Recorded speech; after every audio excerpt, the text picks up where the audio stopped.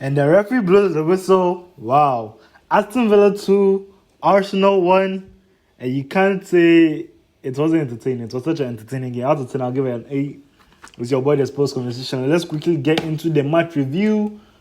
Let's look at the lineup. So for Aston Villa first, Emiliano Martinez in goal. Matty Cash and Ian Matson, fullbacks. Paul Torres, Eric Konsas, centre-backs. Onana and Boubacar Kamara, 2 holding midfielders. 10 is Yuri Tillemans, Morgan Rogers off the left, John McGinn off the right, and Ollie Watkins up top. Now for Arsenal, David Raya in goal, Hinkapie staying, playing his third game in a row, I think. Timber now shifting to the centre-back role for the first time this season. Ben White finally having a run of game off the right. Calafiori of the left. Declan Rice, Buendia, and Odegaard in the midfield, who I think Odegaard is just coming back from injury. And Eze of the left, for the first time this season. Marino up top and Bukayo Saka on the right. So, start of the game, you could already tell the tempo of the game was set. High-paced. It was a high-paced game. No room for any baby-type contact. The referee said the pace of the game quickly. So, I think the first good chance fell to, Aston Villa. Ball got to McGinn in the midfield. McGinn lays it off to Watkins. Watkins takes a touch, gets in between Timber and Hinkapie. Fake shots like he's going one way and cuts it onto his left foot. And at that point, it's just him and Raya, and he shoots the ball onto the right. I won't say it was a bad strike, but Raya anticipated that shot pretty quickly or pretty easily, basically. And yeah, I think that was the sentiment of how Watkins played this game. He was genuinely poor. I won't say poor per se, but like his confidence wasn't there compared to the Watkins we know from a year or two ago. I think 2 years ago, he was the top scorer and top assist in the Premier League. But I digress. Arsenal, as I said, it was a back and forth game. Arsenal also had their chances. Ball with Saka. Saka leads off to Odegaard. Odegaard slides in Saka and slaps. Let me finish. So he slides in Saka. Saka takes the touch, puts it on his right foot, cuts it back to Eze. Eze puts it in the net. But unfortunately, Saka is offside. So Arsenal, instead of it to be 1-0, they keep it 0-0. And yeah, it was just a back and forth game. But then Aston Villa get the ball with McGinn off the left flank.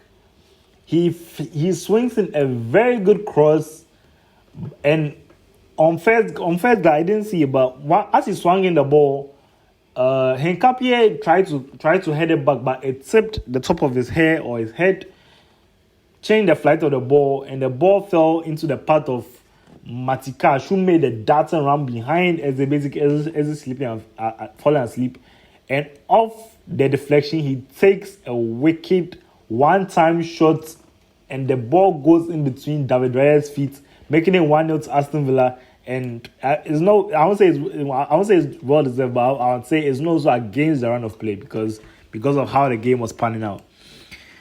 So yeah, I think before Arsenal after the goal tried to get one back quickly. Saka beating Matson on the bar line, cuts it back to Ben White, but Ben White he basically hits it straight at Emi Martinez, unfortunately. And we go into halftime, and changes are needed. Coming out of the break, Arteta makes 2 key changes that basically change the game, but not maybe the 2, but one change that changes the game. He brings on Gyökeres for Merino, who I think Merino he wasn't up to par this game, and he took off Eze and brought on Trossard. Now, I think before I continue, I think Trossard has the most underrated feel of the game. He knows where to be at the right time all the time. So yes, first we come out of the break and Arsenal are banging Aston Villa in terms of holding the ball, pinning them in their back, in their court, in their half basically.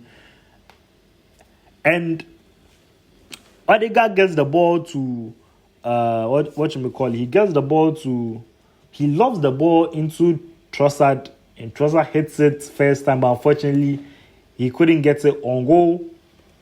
But literally 2 or 3 minutes after,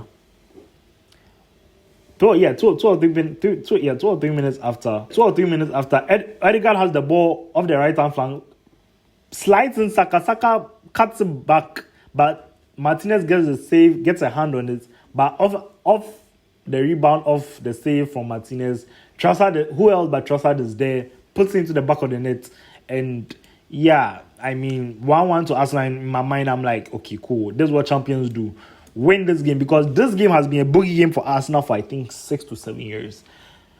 But after the goal, Aston Villa don't just lie down. They actually come alive a little bit. They come alive a little bit, like to hold a bit of possession. But again, back and forth game. Ball falls to Odegaard on the edge of the box, and he unleashes a nasty strike, I think from maybe like 25 yards, bending curling into the top corner, and Emi Martinez is equal to it, tipping it over the bar spectacularly, as he usually does, keeping it 1-1. And some changes were made again to counter what Arsenal did. Emery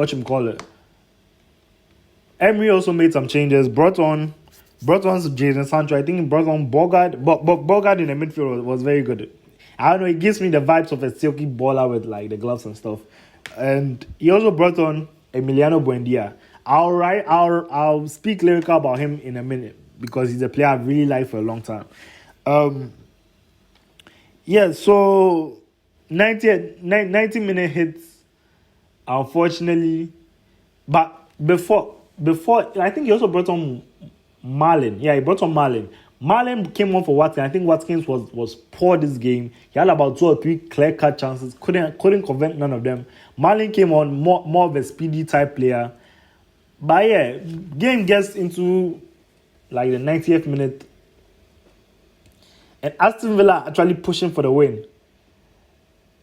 And with the subs on, ball gets to Marlin off the right hand flank, passes it to I think it was Yuri, crosses it, Sancho heads it back, and Rodgers can't get the finish, denied by Raya. Emiliano tries to get a shot off, also blocked by I think Miles Lewis Kelly. Scuffle in the box, ball falls to I think Boubacar Kamara, but I can't get a shot off. And the ball bounces back to Buendia, and Buendia puts it top bins, 95th minute on the clock, basically snatching the win from Arsenal. And Emiliano Buendia, who I think 2-3 years ago, when he was in Norwich, when they were in the championship, I think it's maybe 4 or 5 years ago. Oh my God, time flies, huh? Yes, I think 4 or 5 years ago, when he was at Norwich, when they were in the championship and they came up, he was the best player in the championship, won championship player of the season, made a move to Aston Villa, but unfortunately, injuries really riddled him like bad, and he had to take a few loan spells to Leverkusen and stuff. But he came back this season, preseason, scored some banger goals, free kicks, if you know, and today, finally, it shows. And once he's fully fit, I have a lot of trust in this guy. I really like the way he plays. He's a versatile number 10, and yeah, kudos for him to get in the last goal. I think he deserves his props. I think my man of the match this game, maybe John McGinn or Yuri Tielemans. Very good, very good in midfield. And yeah, that's the end of the review. I'll catch you guys in the next game. That would be Bournemouth versus Chelsea. All right, catch you in the next one. Peace.